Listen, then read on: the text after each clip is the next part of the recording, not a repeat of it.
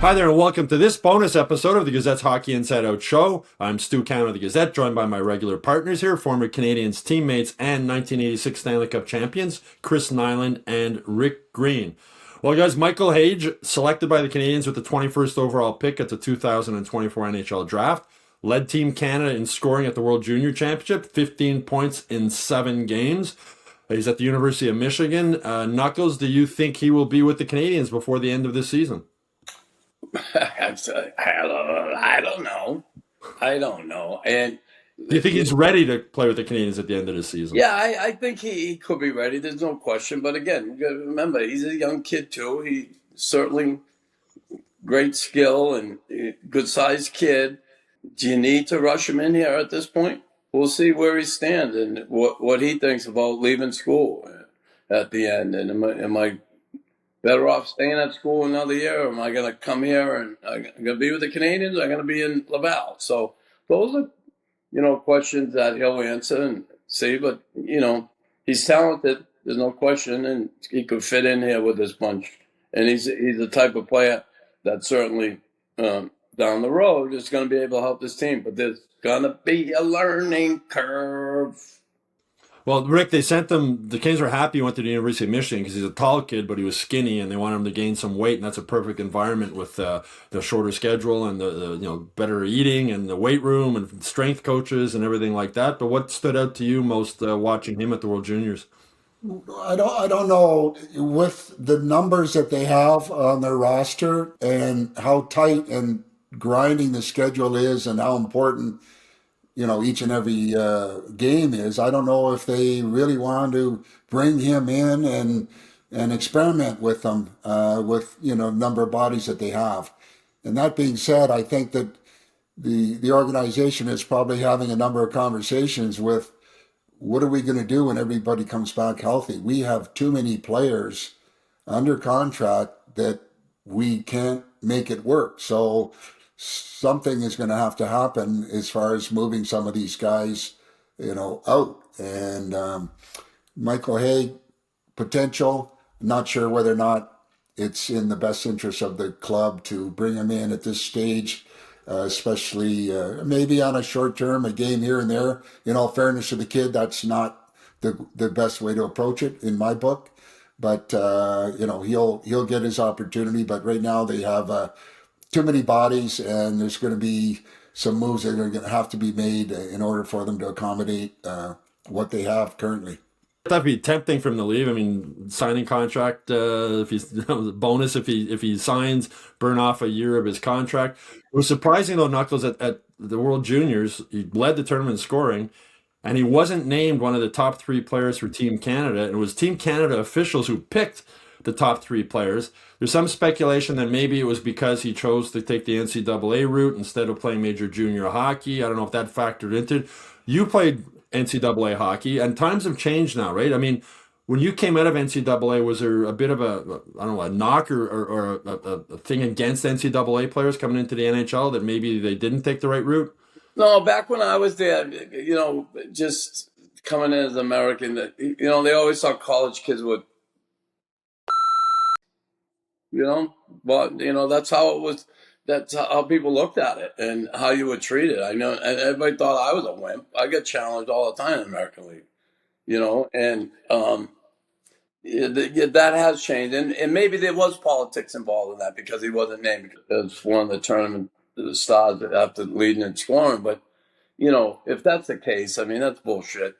And I know there's probably some animosity because what's going on. They're paying kids now down the south of the border, but to go to school. But here's the deal. They've been paying these junior kids for how long?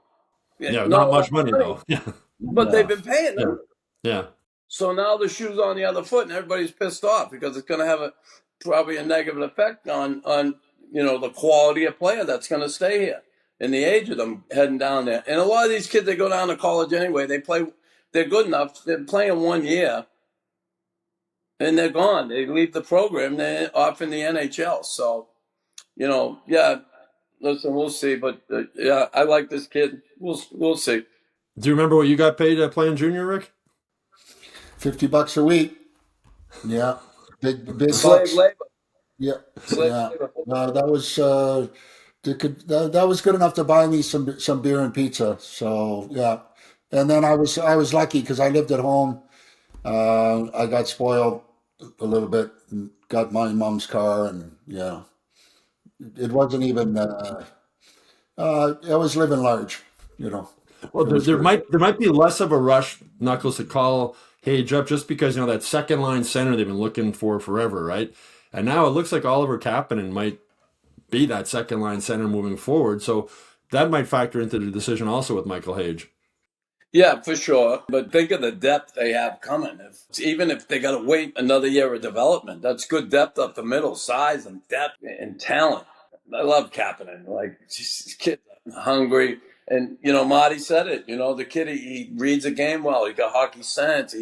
He's good. He's really, he got those offensive instincts. He knows how to play in his own end.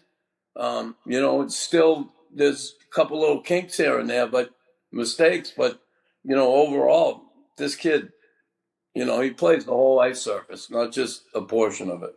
Yeah, with Hage, Rick, I'm thinking maybe the best scenario for him is if he does leave school at the end of this year and then maybe play a full season in Laval next season. Like what was the plan with Jacob Fowler this season before the goaltending situation changed? Do you think that, if you were advising the Yeah, Canadiens, would that be the route you'd take? I think that would be a good move, and I think that it would be give him an opportunity to see how he handles the grind of American League schedule. See what the caliber play is like. Let him hone all of his skills at that level, and then if he really does well and handle himself well, look, we'll give him an opportunity like they've done in the past with certain guys. But that jump from college to with a few exceptions, obviously, is a big jump, and some guys take a little more time. But given the opportunity, I think that they are understanding of how they handle each and every one of the ones in their organization to benefit them in their development, and it's worked pretty well. So I'm sure they'll make the good decision with him also. Knuckles, remember you telling me the story? I think you were playing the AHL and one of the guys kept calling you college boy. Yeah, no, that was one night. I almost had a fight with Bam Bam Belanger. Bam Bam And, Belanger. and Dave Allison said, "Hey, effing college kid, what are you doing? You ever been in a brawl before?" I said, "You don't know what an effing brawl is." And yeah, we had words on the bench, and coach loved it. Then I went out and fought Bam Bam afterwards, and he was like, "Whoops, maybe I shouldn't open my mouth." But Redzy and I were fine afterwards. But I didn't talk to him all training camp until I made the team, and he was making the team anyway, but I just ignored him, never said a word to him. And he come up in the bar one night. He said, "Hey, I didn't know. I didn't know you could fight." Yeah, I'm right. You didn't know I could fight.